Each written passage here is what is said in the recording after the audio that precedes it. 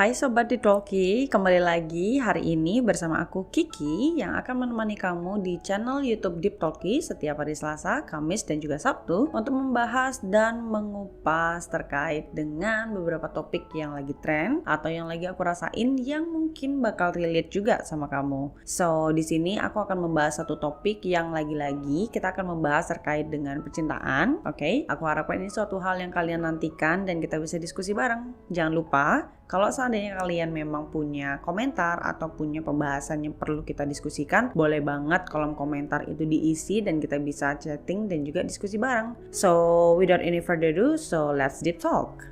Oke, di sini aku akan membahas topik yang mungkin agak sensitif, ya kan? Terkait dengan third party atau orang ketiga. Yang mungkin terdengar sering terjadi, tetapi itu adalah rahasia umum yang bagi kita sendiri kalau teman kita ada cerita dia diselingkuhin atau lagi berselingkuh, kita fine-fine aja dan kita menerima untuk hal itu dengan kenyataan bahwa ya kan gak ada hubungan juga sama aku dan itu adalah hubungan-hubungan mereka, yaitu kita akan bahas terkait dengan perselingkuhan. Tapi jangan khawatir, kami akan tetap membahas dengan cara yang friendly, tidak menghakimi, dan kita tidak akan menyudutkan salah satu gender siapa yang menjadi selingkuh atau siapa yang diselingkuhi. Dan ya, mungkin kita bisa mulai di topik dengan judul meninggalkan yang tidak sempurna untuk mendapatkan yang lebih tidak sempurna. Interesting? Kita mulai untuk ceritanya. Baik, di sini aku belum bisa bilang ini adalah experience aku, tetapi aku mendapatkan kabar dan juga beberapa feedback dari teman-teman yang mungkin aku bisa buatkan secara garis besar cerita yang mungkin akan bisa jadi pembahasan untuk di episode kali ini.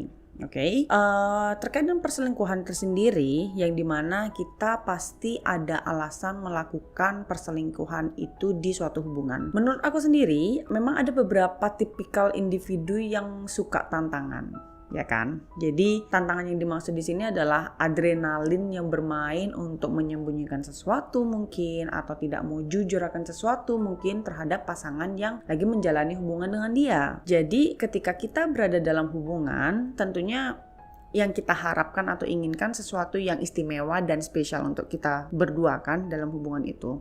Entah kita kayak ingin merasa dihargai, dicintai, atau dianggap penting oleh pasangan kita. Siapa sih yang gak mau kayak gitu? Tapi terkadang dalam usaha mencari kebahagiaan itu sendiri dalam suatu hubungan, kita bisa saja terjebak dalam kesulitan dan mengambil jalan yang sebenarnya nggak tepat untuk kita lakukan.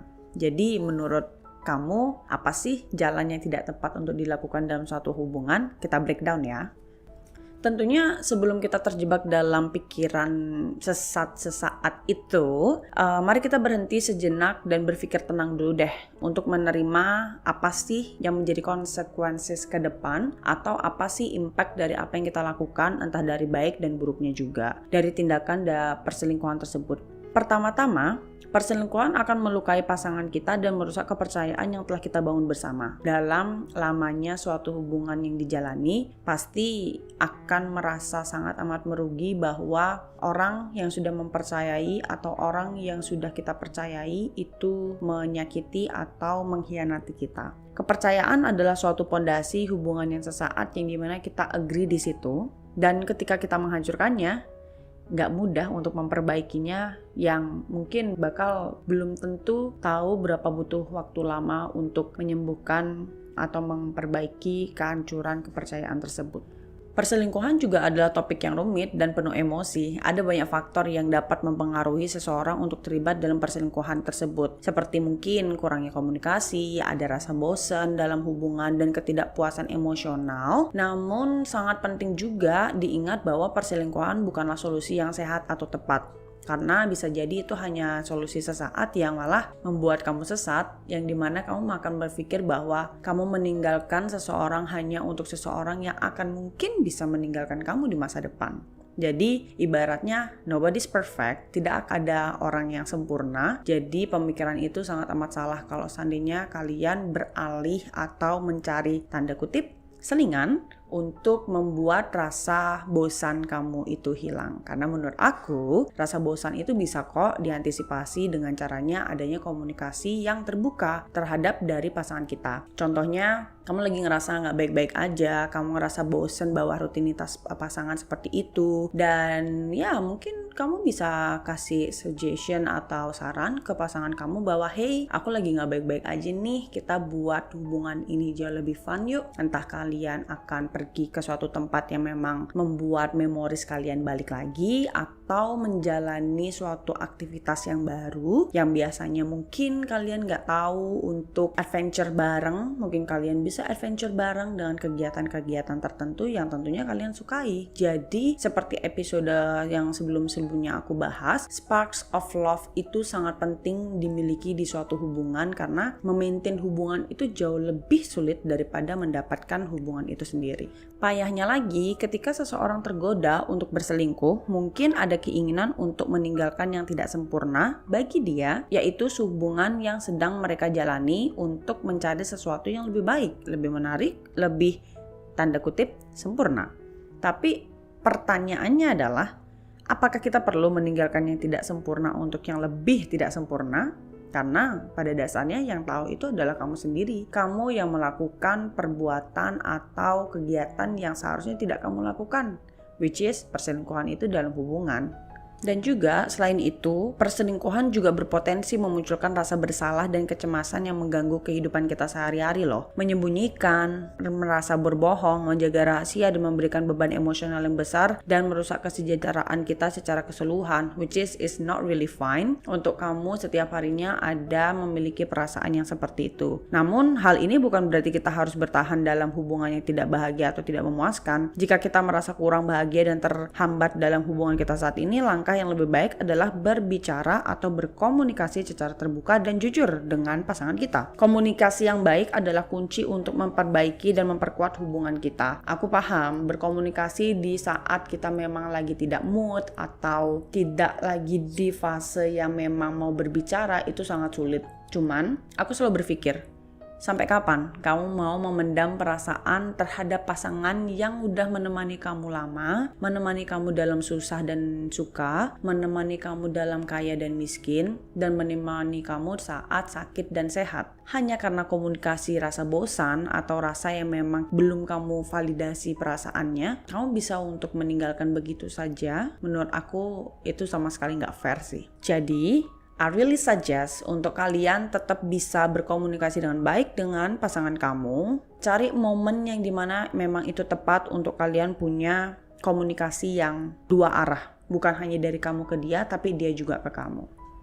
Terlepas dari segala kekurangan dan ketidaksempurnaan dari setiap hubungan yang ada atau bahkan individu yang ada, setiap hubungan memiliki potensi untuk bertumbuh dan berkembang bersama. Kalian harus pahami itu. Ya, jadi jangan pernah ekspektasikan pasangan kalian itu tidak melakukan kesalahan atau pasangan kalian itu tidak peka terus-terusan terhadap kalian. Hey, no. For me, komunikasi it's a key. Karena kalau memang kamu tidak ada hal yang memang kamu sukai dari pasangan kamu atau suatu tindakan dia yang memang menyakiti kamu, coba deh secara gentle untuk menyampaikan secara polite dan juga secara orang yang dewasa.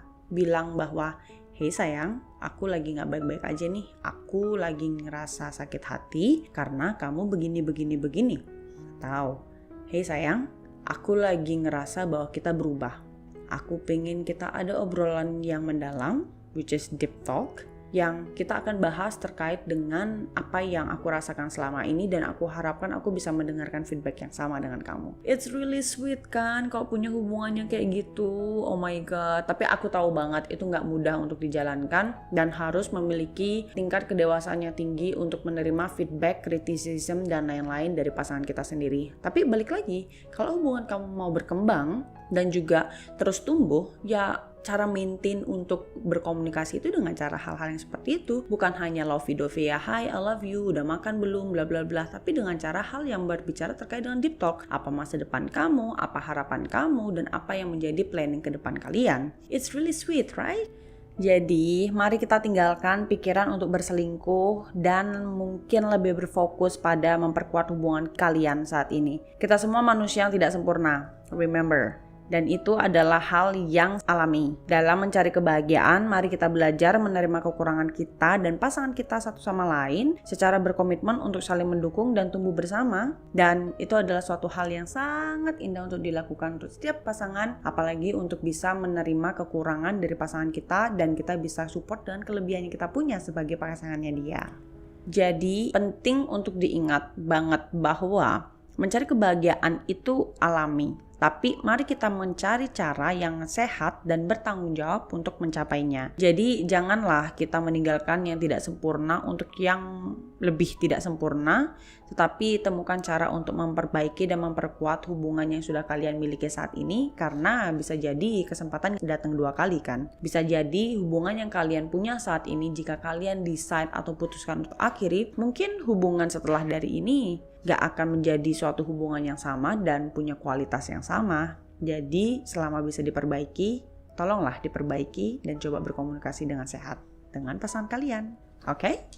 Nah, jadi mungkin poin-poin yang tadi itu secara general bisa aku bagikan ke kalian. Aku harapkan kalian mendapatkan advice dan juga insight apa sih yang harus kalian lakukan di saat kalian lagi merasa bahwa kalian lagi menjalani hubungan yang seharusnya tidak ada di hubungan itu, dan kalian masih punya niatan untuk memperbaiki dengan pasangan yang sudah lama bersama kalian, bukan pasangan sesaat. Cobalah kalian omongin pelan-pelan dan coba cari cara bagaimana cara memperbaiki, dan ya kalian bisa tumbuh dan berkembang bersama di hubungan itu. Tapi kalau seandainya memang hubungan itu sudah tidak bisa berlanjut karena memang sudah seperti akar yang patah, yang dimana tumbuhan itu tidak akan bisa tumbuh lagi dan berkembang, maka biarkanlah akar itu patah namun dengan cara yang indah.